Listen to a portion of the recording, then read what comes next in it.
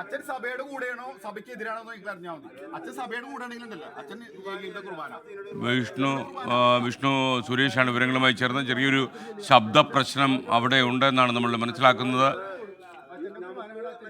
പറയൂ വിഷ്ണു സുരേഷ്.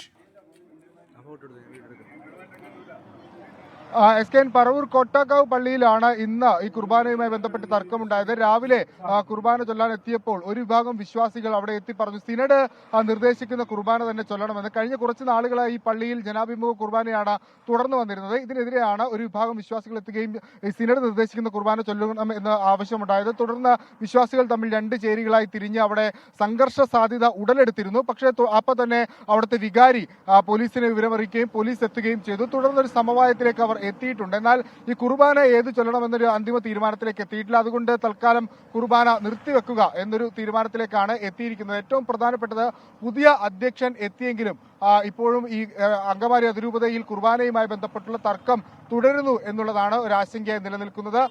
ഈ പള്ളിയിലെ പ്രശ്നങ്ങൾ നിലവിൽ ഒരു പരിഹാരത്തിലേക്ക് എത്തിയിട്ടുണ്ട്. എന്നാൽ അത് എത്ര നാളത്തേക്ക് ഇങ്ങനെ കൊണ്ടുപോകാനാകും എന്നൊരു ചോദ്യമായി അവിടെ നിൽക്കുന്നുണ്ട്. SK.